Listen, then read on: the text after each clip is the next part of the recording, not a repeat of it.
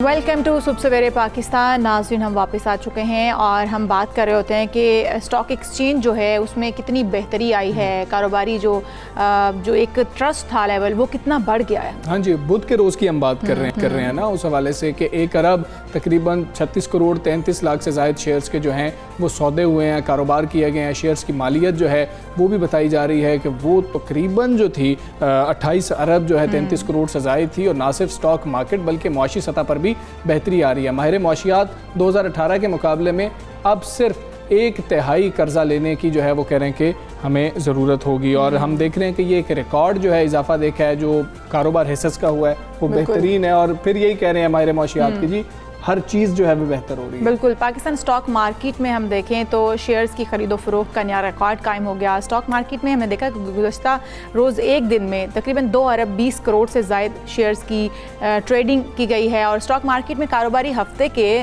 तकरीबन चौथे रोज़ तेज़ी का रुझान जो है वो देखा गया। और मुल्क की तारीख में ये पहली बार था कि ट्रेडिंग का हजम जो था वो 2 अरब 20 करोड़ शेयर्स का हमने देखने में अच्छा, इसकी वजह क्या है और वहाँ पर जो है कारोबारी हजरात सोच क्या रहे हैं? शराज से हम जानेंगे। शराज, अस्सलाम वालेकुम, मॉर्निंग। ये बताइएगा क्या आप देख रहे हैं स्टॉक मार्केट में अचानक ये जो तेज़ी आ गई है, कारोबारी हजरात से बात हुई, वजह क्या समझते हैं?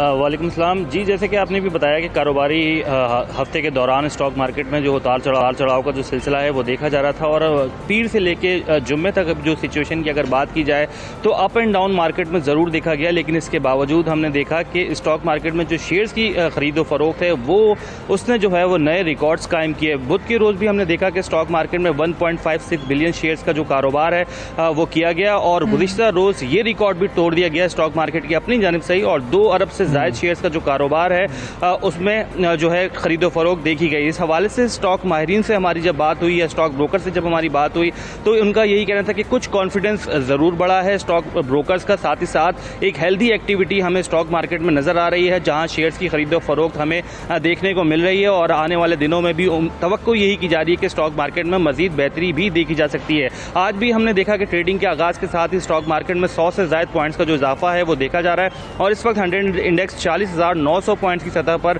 ट्रेड होता हुआ देखा जा रहा है। साथ ही साथ इस बात पर भी हमें देखना पड़ेगा कि ये जो इजाफा हमने शेयर्स की खरीदो फरोख्त में देखा वो कुछ मखसूस सेक्टर्स में ही देखा गया।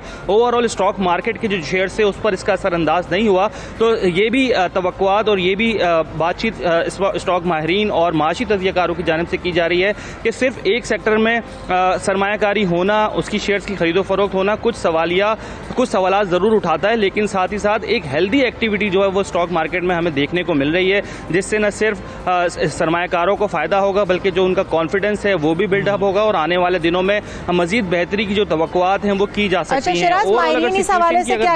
स्टॉक मार्केट में शराज, माहिरीन इस हवाले से क्या कहते हैं? क्योंकि कम लागत वाले शेयर्स जो हैं उनकी भी फरोख्त हमने देखा बहुत ज़्यादा हुई है। माहिरीन इस पर क्या राय रखते हैं? जी बिल्कुल, स्टॉक माहिरीन हो या माशी तज्ज़ियाकार सभी की जानिब से इसको एक ओवरऑल हेल्दी एक्टिविटी करार दिया जा रहा है क्योंकि इससे न सिर्फ जहां सरमायाकारी में इजाफा हुआ, शेयर्स की खरीदो फरोख्त तेज़ हुई, 57 अरब रुपए का जो है लास्ट रोज़ जो है वो कारोबार देखा गया, उससे एक हेल्दी एक्टिविटी जनरेट हुई। दुनिया भर में एक अच्छा पॉजिटिव मैसेज गया क्योंकि कोरोना वबा है, पहले ही लॉकडाउन हैं, दूसरे मसाइल हैं, इकॉनमी स्लो डाउन है। इस दौरान पाकिस्तान स्टॉक मार्केट का मुसलसल तेज़ होना आलमी सरमायाकारों के लिए भी काफ़ी ज़्यादा इफेक्टिव जो है वो साबित होता है और एक नई राह जो है सरमायाकारी की वो हमवार करता है। इसी हवाले से स्टॉक माहिरीन का यही कहना है कि हेल्दी एक्टिविटीज़ चलती रहनी चाहिए। इस तरह की सिचुएशन अगर रहेगी तो स्टॉक मार्केट्स पर जो कॉन्फिडेंस है वो बिल्डअप होगा क्योंकि गुज़िश्ता 3 साल कबल अगर देखा जाए तो पाकिस्तान स्टॉक मार्केट 55,000 पॉइंट्स की सतह पर भी ट्रेड होती हुई देखी जा रही थी जो कि बहुत रिवर्स कर गई थी और अब मार्केट तकरीबन 47,000 पॉइंट्स की सतह पर आ चुकी है। तो ओवरऑल अगर स्टॉक मार्केट की सिचुएशन देखी जाए तो बेहतरी की जानिब राग़िब है जिसमें बहुत सारे फैक्टर्स हैं, खास करके ज़र मुबादला के ज़खायर बेहतर हो रहे हैं, करेंसी जो है उसकी वैल्यू बढ़ रही है, साथ ही साथ जो कर्जे थे उसका भी इम्पैक्ट पड़ रहा है, शरह सूद वो जो है स्टेबल है काफ़ी अरसे से। तो ओवरऑल अगर पाकिस्तान स्टॉक मार्केट पर इसके जो मुस्बत असरात हैं वो देखे जा रहे हैं और हम ये देख रहे हैं कि एक ट्रेडिंग एक्टिविटी जो है वो बढ़ रही है। स्टॉक के शेयर्स की जो लेन देन है उसमें इसी वजह से इजाफा हुआ और गुज़िश्ता रोज़ हमने देखा कि एक नया रिकॉर्ड जो है पाकिस्तान स्टॉक मार्केट की जानिब से शेयर्स की खरीदो फरोख्त के हवाले से देखा गया। बहुत शुक्रिया, आप हमें आगाह कर रहे जो सूरत हाल है। अच्छा, जो अच्छे इकदाम होते हैं ना इशाल, उनका जिक्र लाजमी करना चाहिए। तालीम इंसान को बाशऊर बनाकर माशरे का अहम रुकन बनाती है, ये हम सब जानते हैं, और किसी भी मुल्क की तरक्की के लिए ये कलीदी किरदार भी अदा करती है। फिर सवाल ये आता है कि आपने कितनी कोशिशें की थी। बिल्कुल ऐसा ही है। पाकिस्तान के तालीम के मैदान में हम देखें तो आज भी पाकिस्तान कहाँ खड़ा है, आपको इसका अंदाज़ा अदारा शुमारियात की रिपोर्ट से हो जाएगा, जिसके मुताबिक साल 2019-20 के दौरान मुल्क भर में जो 32% बच्चे हैं वो स्कूल गए ही नहीं हैं। पंजाब में स्कूल ना जाने वाले बच्चों की शरह सबसे कम है, यानी 24% है, जबकि बलूचिस्तान में हम देखें तो 47% है। खैबर पख्तूनख्वा की बात करें, ज़िला एबटाबाद में स्कूल ना जाने वाले बच्चों की सबसे कम हम देख रहे हैं। तो हम जो कि 9% बिल्कुल ऐसे ही 9% है। बच्चों को स्कूल से निकलने की उनकी एक वजह हम कोरोना भी समझ सकते हैं कि कोरोना भी रहा, लेकिन उसके अलावा भी बच्चों में जो हम देखें हमारी शरह ख़वानगी बहुत कम है, बच्चे स्कूल जाना ही नहीं चाहते हैं या जाते नहीं हैं। बुरे मुआशी हालात हैं। माँ बाप क्या करते हैं कि वो कहते हैं कि इस बच्चे को अगर हम स्कूल भेजेंगे तो ये तो पता नहीं कब कमाना शुरू करेगा, हम इसको अभी भेजते हैं। इस तरह की सोच है जिसको बदलने की ज़रूरत है, और उसके लिए हुकूमतों को काम करने की ज़रूरत है। इस सिलसिले में अच्छी बात यह है जिसका हम जिक्र करना चाह रहे हैं, खैबर पख्तूनख्वा हुकूमत ने सूबे में लड़कियों की तालीम के लिए खुसूसी तौर पर इक़दाम उठाए हैं। और सूबाई वज़ीर तालीम शहराम तरक़ई साहब ने एक ट्वीट में बताया कि तालीम हासिल करने की ख्वाहिशमंद बच्चियों के लिए 2 अरब रुपए से ज़ायद रकम मख्तस की गई है। वैसे तो तालीम के लिए जितना भी बजट मख्तस कर दिया जाए वो कम ही होता है, लेकिन जब कोशिश की जा रही होती है तो उसको सराहना ज़रूर चाहिए। और इससे हमजा 48,000 लड़कियां जो हैं उनके दाखिले मुमकिन हो सकेंगे। उन्होंने मज़ीद ये भी बताया है कि 6ठी से 8वीं जमात तक की जो तालिबा है उसको हर महीने 200 रुपये दिए जाएंगे, जबकि जमात नहम कह लें, दहम कह लें, तालिबात को माहाना 500 रुपये वजीफ़ा दिया जाएगा। और ये बड़ा ही अच्छा इनिशिएटिव है, बहुत ज़रूरी भी है। जितना भी मतलब कि जितनी कोशिश की जाए और इस मंसूबे पर सूबे के 26 अजला में अमल भी किया जाएगा। अब विशाल, अब ये बच्चियों की तालीम की बात हो रही है, हम जानते हैं क्योंकि दूर दराज इलाकों में स्कूल होते हैं, माँ बाप जो है अपनी बच्चियों को भेजना नहीं चाह रहे होते, या चाह भी रहे हों तो ऐसे ज़राए मौजूद नहीं होते, ऐसे वसाइल मौजूद नहीं होते हैं। उसके लिए हुकूमतों को ही आगे आना होता है। अगर खैबर पख्तूनख्वा हुकूमत इस बारे में सोच रही है और कुछ काविशें करने की कोशिश कर रही है तो हमें हमसे एक और चीज़ भी होती है, जिन इलाकों में वसाइल ज़्यादा नहीं होते हैं ना, वहाँ पर बच्चों के अंदर करिश ज़्यादा होती है, वो बच्चे उनके अंदर बिल्कुल टैलेंटेड भी होते हैं और उनके अंदर शौक लगन ज़्यादा होती है। मैंने बहुत सारे नॉर्दर्न एरियाज़ में जाके देखा जहाँ पर पहाड़ों के अंदर से उन्हें ऐसे पुरखतर रस्तों से स्कूल जाना पड़ता है और 1-2 घंटे लग जाते हैं उन्हें स्कूल आने और जाने में, लेकिन बच्चों के अंदर जोश और जज्बा जो है वो इतना ज़्यादा है तालीम हासिल करने का। तो ये जो एक इनिशिएटिव है खैबर पख्तूनख्वा हुकूमत का, ये बड़ा ही अच्छा है। बिल्कुल ऐसे ही है, और हम उम्मीद करते हैं कि हर बच्चा इस मुल्क का जो है वो स्कूल जाएगा और हमारे लिए वो एक एसेट बनकर वहाँ से निकलेगा, और पाकिस्तान का मुस्तकबिल जो है वो आने वाली नस्ल ही है। अच्छा इशाल, आगे चलेंगे, हम बात करते हैं सराओं की। ख्वाजा सरा मुआशरे का जो है बहुत ही महरूम तबका है और हम उनको अहम तबका तो समझते ही नहीं है, उनसे बात करना भी हम गवारा नहीं करते हैं। ऐसे ही है। और हम देखें तो इस हवाले से हमारी हुकूमतें भी हमेशा से नज़रअंदाज करती आई हैं, मगर कुछ लोग ऐसे भी हैं जो ज़िंदगी की मुश्किलात से तन्हा लड़ते हैं, ख्वाजा सराओं की फलाह बहबूद के लिए काम करते हैं। तो लाहौर की समाजी कारकुन अनुषा हमारे साथ हैं जो इस हवाले से काम कर रही हैं। कितना काम करती हैं? ऐसा ही है, उन्होंने अपने घर के अंदर ही ख्वाजा सराओं को सिलाई कढ़ाई सिखाने का सिलसिला शुरू कर रखा है। अनुषा ताहिर का कहना है कि उन्हें बचपन से ही ख्वाजा सराओं के लिए कुछ करने का शौक था। ये शौक कैसे पैदा हुआ, इस वक्त अनुषा कर क्या रही हैं, उनसे जानते हैं। अनुषा, अस्सलाम वालेकुम। कैसे ये ख्याल आया, बचपन से शौक था, ये शौक क्यों था? मुझे ट्रांसजेंडर कम्युनिटी के साथ शुरू से एक नेचुरली हमदर्दी थी। अच्छा। कि मैं इनके लिए कुछ करूं अपनी लाइफ में। अक्सर हम जब जाएं रोड्स पे, सिग्नल्स पे, तो अक्सर उनको लोग खुसरा हिजरा करके बुला रहे होते हैं, और मुझे हमेशा इस चीज़ की हर्ट होती हूँ कि लोग उनको ऐसे क्यों बुलाते हैं। जैसे मेरा एक नाम है अनुषा, आपका नाम है, लोग उनको उनके नाम से क्यों नहीं बुलाते।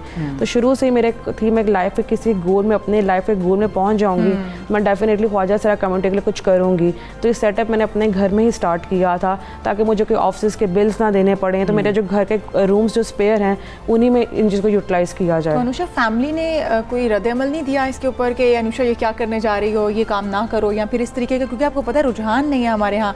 फिर आपने ख्वाजा सराओं को घर पे लाकर उनको तरतीब वो सिखाना शुरू किया, तो किस तरीके से फैमिली का रद्द-ए-अमल सामने आया? अल्हम्दुलिल्लाह थ्रू आउट देखा जाए तो मेरे फादर का घर और सपोर्ट भी थ्रू आउट मेरे फादर ने मुझे किया था। तो मेरे पेरेंट्स ने मुझे इस मामले में बहुत सपोर्ट किया अल्हम्दुलिल्लाह। अच्छा अनुषा, हम जानना ये चाह रहे हैं कि हम बच्चों को जो है ना कहते हैं कि इनके करीब भी नहीं जाना, उनको रोकते हैं कि तुमने तो हाथ भी नहीं लगाना बच्चे को, तो ऐसे में आपके फादर ने आपको इतना ज़्यादा सपोर्ट किया, उस बारे में हम जानना चाह रहे हैं, और हम ये सोच बदल कैसे सकते हैं? हाँ, मेरे फादर ने अल्हम्दुलिल्लाह मुझे मेरे हर चीज़ में सपोर्ट किया। ऑलरेडी इस्लामाबाद में ऐसी एम्बेसीज़ हैं जिनकी मैं ऑलरेडी मेंबर्स हूँ, सोशल एक्टिविस्ट वहाँ पे हूँ इस्लामाबाद में। मैं डेफिनेटली जाती हूँ पेशावर तक, मानसेरा तक ट्रांसजेंडर्स के पास, क्योंकि जब किसी कम्युनिटी में काम करते लोग आपको खुद जाना शुरू हो जाते हैं। तो जो ट्रांसजेंडर है मुझे मुजफ्फराबाद मरीज साइड से, नॉर्दर्न एरिया से इन कॉन्टेक्ट करते हैं कि अब यहाँ पर भी हमें कैसा सेटअप दिया जाए, क्योंकि वहाँ पर इलाके छोटे हैं, वहाँ पर कोई ऐसी चीज़ नहीं है कि वो कोई काम कर सकें। तो कहते हैं अब हमें यहाँ पर भी कैसा सेटअप बना के दें। तो मैं जाती हूँ, ट्रैवलिंग करती हूँ, तो मेरे फादर ने मुझे इस जर्नी में थ्रू आउट सपोर्ट किया अल्हम्दुलिल्लाह। अच्छा अनुषा, हम देखते हैं जो हमारा देखना है बाहर, हम रोड्स पर देखते हैं तो ख्वाजा सरा खुद भी एक उस चीज़ में ही है कि बस ठीक है मांग लिया, रोड्स पर खड़े होते हैं, सिग्नल्स पर खड़े हमें मिलते हैं। उनके अपने अंदर ये रुझान किस हद तक है कि हमें कुछ सीख कर प्रैक्टिकली कुछ करना चाहिए या हमें खुद से कमाना चाहिए? जब आप उन्हें बुलाती हैं तो उनका रिस्पॉन्स कैसा होता है? देखिए, ख्वाजा सरा काम करना चाहते हैं, हम उनको अपॉर्चुनिटीज़ नहीं देते, हम उनको एक्सेप्टेंस नहीं करते उनकी, तो वो इस चीज़ में ऑलरेडी बहुत हर्ट हैं। उन्होंने अपने अंदर से सोच ख़त्म कर दी कि लोग हमें एक्सेप्ट करें, लोग हमें देखें। जब माँ बाप ने घर से बाहर निकाल दिया तो सोसाइटी से वो फैमिली क्या उम्मीद रखें कि सोसाइटी उनको एक्सेप्ट करे? तो ख्वाजा सरा अपनी ज़िंदगी बदलना चाहते हैं। किसी को इतनी धूप में मांगना अच्छा नहीं लगता, रोज़ मेकअप करके अपने आप को नुमाइश पेश करके लोगों से मांगना किसी को अच्छा नहीं लगता, तो वो तो काम करना चाहते हैं। अब आप क्या काम करवा रही हैं उनसे, क्या सिखा रही हैं उनको? कितने ख्वाजा सरा हैं जो आपके साथ एसोसिएटेड हैं? कितनों को जो है आप कुछ काम सिखा के एक बेहतरीन इंसान बना के इस माशरे की वो किस तरह से खिदमत करें? सिलाई कढ़ाई का हम सुन रहे थे, आप कुरान पाक की भी तालीम उनको दिलवाती हैं। इस टाइम जो है मेरे साथ जो लिंक्ड है वो 100+ ख्वाजा सरा हैं। वो ऐसे होता है कि जैसे जहाँ जहाँ ख्वाजा सराओं को मेरे देखते हैं, जैसे मुझे भी यहाँ पर देखेंगे इंटरव्यू पे, मुझे खुद इन कांटेक्ट होंगे, मेरे साथ खुद इन टच होंगे, तो पूरी एक चेन बन जाती है, पूरा सर्कल एक बन जाता है थ्रू आउट। आपको पाकिस्तान में जितने कम्युनिटी में, कराची में, इस्लामाबाद में, हमें वो ट्रांसजेंडर खुद इन टच होते हैं। अच्छा। तो मैंने इस टाइम जो एम्पावर किए 15 to 20 ट्रांसजेंडर्स को एम्पावर कर दिया। उसमें अगर कोई सिलाई कढ़ाई करना चाहता है तो मोस्ट वेलकम, वो मेरे अपने घर में है। कोई अगर कोई बिज़नेस करना चाहता है, किसी को ग्रॉसरी शॉप ओपन कर दी, किसी को कोई आयरनिंग का काम से दे दिया, या किसी को फ्रूट और वेजिटेबल के स्टॉल लगा दिए, तो उन पर डिपेंड करता है वो किस तरह का काम करना चाहते हैं। जो अब हमारा आ रहा है वो कुकिंग स्किल सीखना चाहते हैं। अच्छा। ताकि जाके लोगों के घर में जाके 9 to 3 या 9 to 4 की जॉब करें। अच्छा अनुषा, हुकूमती सतह पर हम देखते हैं कि कवानीन भी बन जाते हैं, आप कोई इनके लिए आवाज़ उठा रही हैं? फिर उन जो कवानीन बन जाए उन पर अमल दरामद के लिए कोई आवाज़ उठा रही हैं कि मुमकिन भी तो हो पाए कि उनको माशरे में जायज़ मकाम मिल सके? आखिर मैं गवर्नमेंट से जो मैं इस चीज़ को देखती हूँ कि ऐसा कोई कानून आना चाहिए कि 18 साल की उम्र तक ख्वाजा सरा अपनी फैमिली को छोड़ के नहीं जा सकता। इसमें उसको ID कार्ड भी मिल जाएगा, फैमिली एक्सेप्टेंस भी मिल जाएगी, और वो मांगेगा भी नहीं, एजुकेशन भी हासिल कर सकता है। तो मैं गवर्नमेंट से ऐसी कोई बात कहना चाहती हूँ, ऐसी अपील करना चाहती हूँ कि उनको ख्वाजा सरा के राइट्स पर लोग बात करना छोड़ देंगे, कोई उनके राइट्स के लिए आवाज़ नहीं उठाएगा। जब फैमिली ने एक्सेप्ट कर लिया तो राइट्स पर बात ही नहीं होगी। तो मेन आता है कि फैमिली एक्सेप्टेंस होनी चाहिए, माँ बाप घर से ना निकालें। क्योंकि आज भी अगर देखा जाए तो अगर 25 ईयर्स के ट्रांसजेंडर से मिलता है, वो यही कहता है जी मुझे मेरी फैमिली ने 10 साल की उम्र से घर से निकाल दिया, तो मैं 15 साल से बैगिंग कर रहा हूँ, आज मैं 25 साल का, मुझे बताएं मैं क्या काम करूँ। अब मुझे जो एज ग्रुप में मिलते हैं ट्रांसजेंडर 25 to ऑनवर्ड्स मिलते हैं कि मैं उनको एजुकेशन की तरफ भी लेके जा सकती, इसलिए हमने फिर उनको इस्लामिक क्लास का आगाज़ शुरू किया था। अच्छा ठीक है अनुषा, हमें ये भी बताएं कि यकीनन जो आपके वालिद का घर है वो तो बहुत ज़्यादा आपको सपोर्ट करते हैं, लेकिन हम एक इसी सोसाइटी में रहते हैं और इसी सोसाइटी के अंदर 7 भी घर मौजूद होते हैं। उन लोगों ने एक्सेप्ट अब तक कर लिया है? शुरू में कुछ मुश्किलात थी, उनको आप कैसे समझाती हैं ताकि हम लोगों को जो सुन रहे हैं उनको समझा सकें कि इनको एक तो इंसान समझे, फिर पाकिस्तान का शहरी समझे, इनको फ़र्द समझे और इनकी बेहतरी के लिए कोशिश करें, इनको ज़्यादा जो है तवज्जो की ज़रूरत है आम बच्चे से? उसके लिए मैं यही कहूँगी, देखिए हमें अल्लाह ताला से हर टाइम डरते रहना चाहिए, अल्लाह ताला से हर टाइम इस्तग़फ़ार करते रहना चाहिए कि अगर हमारे घर में अपनी फैमिली में अगर ऐसा बच्चा पैदा हो जाएगा तो उसके साथ भी यही सलूक किया जाएगा। तो मैं हमेशा इस सोच के साथ ही लोगों को समझाती हूँ कि अगर आपकी फैमिली में कोई पैदा हो जाए तो उसके साथ भी यही होगा। तो जो नेबर्स हैं आसपास के, वैसे मुझे ऐसे कभी हर्डल हुई नहीं है, क्योंकि वही बात आती है उनका घर है, जो मर्ज़ी वो करें वहाँ पर।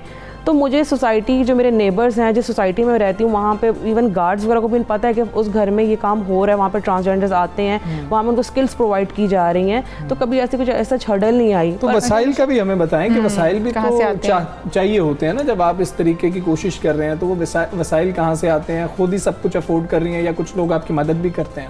नहीं, ऐसा नहीं है। हम लोग का इंस्टाग्राम पे पेज है ट्रांस एम्पावरमेंट प्रोग्राम के नाम से, वहाँ पे ओवरसीज़ पाकिस्तानी भी हैं जो मैं सपोर्ट कर रहे हैं। मेरी फैमिली फ्रेंड्स हैं और जिन जिन ग्रुप्स में फेसबुक पर मैं शेयर करती हूँ, फिर लोग इन टच खुद होते हैं हमारे साथ। अच्छा, आपने कहा कि हमें पेरेंट्स को, बच्चों को ऐसों को बाहर छोड़ना नहीं चाहिए, लेकिन हम अगर बच्चों को बाहर छोड़ दिया, जो अभी तक हम देख रहे हैं बाहर मौजूद हैं ख्वाजा सरा, उनके साथ हमारा अपना रवैया हमें बदलने की भी ज़रूरत है। तो हमें किस तरीके से उनके साथ पेश आना चाहिए, क्योंकि हम देखते हैं कि बड़ा ही रूड हमारा उनके साथ रवैया होता है। जैसे कि हमजा ने पहले भी कहा कि हम बच्चों को भी कहते हैं कि जी टच नहीं उनको करने देना या हाथ नहीं लगाने देना, तो कितनी तजलील कर रहे होते हैं हम उनकी, और हमें क्या बदलने की ज़रूरत है अपनी सोच में?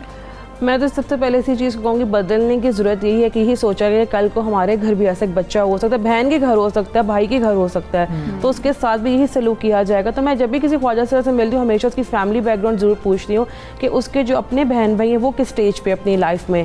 फिर वो बताता है कि मेरा कोई भाई पुलिस में, कोई लॉयर है, कोई डॉक्टर है और मैं सड़कों में बैगिंग कर रहा हूँ। तो ये जो भी उनके साथ हो रहा है इसमें ज़िम्मेदार हम सोसाइटी ज़्यादा हैं।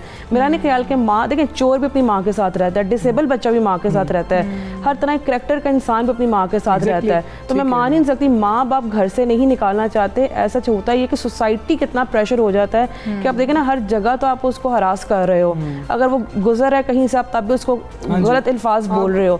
तो फैमिली प्रेशर की वजह से खुद फिर जैसे रिश्ते होने हैं ट्रांसजेंडर्स के बहन भाई के, तो खुद माँ बाप कहते हैं तुम चले जाओ, तुम ना आना। तो उस सोसाइटी की वजह से करें। मेरा ख्याल है कि हमें इस तरह की अवेयरनेस देनी चाहिए, काउंसलिंग करनी चाहिए उन पेरेंट्स की कि जिनके बच्चे हो रहे हैं। कितने होते हैं अब आप उनके साथ क्योंकि काम कर रही हैं, तो हमें ये बताएं कि पिक कितनी जल्दी कर रहे होते हैं चीज़ों को। एक बड़ा अरसा वो तालीम और तरबियत से दूर रहे होते हैं, बचपन से उनको दूर कर दिया जाता है। पिकिंग पावर कैसी होती है, किस आप जब समझाती हैं कोई चीज़ तो फौरी पिक कर लेते हैं, मेहनती कितने होते हैं? लेकिन ट्रांसजेंडर में मिक्स क्वालिटी है, मैन भी है वुमेन भी है, तो उनकी पावर जो उनके हैं अंदर वो दो तरह की है, उनके वो मैन भी हैं और वुमेन भी हैं। तो ट्रांसजेंडर इस लिहाज से हमेशा क्योंकि करना चाहते हैं, उनके हर चीज़ नहीं है, जैसे छोटे बच्चे की हर चीज़ नहीं, वो सीखना चाहता है, तो उनको सीखने का उनके एक लगन और शौक उनको होता है, तो डेफिनेटली उनकी जो पिक पावर पॉइंट होती है वो बहुत ज़्यादा होती है। अच्छा ठीक है, अब इसको आप मज़ीद आपके फ्यूचर प्लान्स क्या हैं? अभी आप 15 से 20 जो है ख्वाजा सरा उनको एम्पावर कर चुकी हैं, आगे आपके प्लान्स क्या हैं? और क्या पूरे पाकिस्तान से आप इकट्ठे कर रही हैं? नहीं, अभी जो हम लाहौर साइड से हैं, इस्लामाबाद में हैं, कराची में, क्योंकि मैं खुद गई नहीं हूँ कराची में। डेफिनेटली कराची में इन कॉन्टेक्ट में निशा राव के साथ, उनके साथ भी मेरी मतलब बात होती है, अगर वहाँ पर अगर हम ट्रांसजेंडर को ऐसा प्लेटफॉर्म दिया जाए।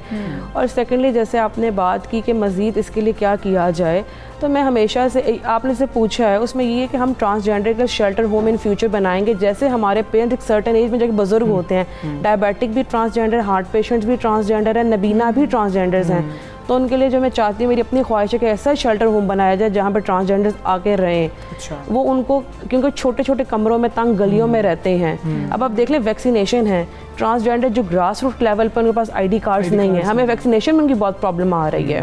उसके असद उमर साहब ने कहा था कि जिनके पास आईडी कार्ड्स नहीं है हम उसके ऊपर थोड़ा सा प्लान आउट कर रहे हैं, लेकिन मुश्किलात तो हैं, यकीनी तौर पर वो उस एज ग्रुप में भी हैं, बीमार भी होंगे, जो हम बात कर रहे थे कि जी के हार्ट पेशेंट्स हैं, जो शुगर के पेशेंट हैं, वो तो जल्दी जाएं और जाके वैक्सीनेट करवाएं। बहुत शुक्रिया अनुषा, आप आई, आप बड़ा काम कर रही हैं और हमें सोसाइटी जो है उसकी सोच बदलने की बहुत ज़्यादा ज़रूरत है इंशाल्लाह। इसके साथ ही हम आप लोगों से चाहेंगे इजाज़त, अगले प्रोग्राम में फिर हाजिर होंगे। अपना बहुत ख्याल रखिए, अल्लाह हाफिज़। अल्लाह हाफिज़।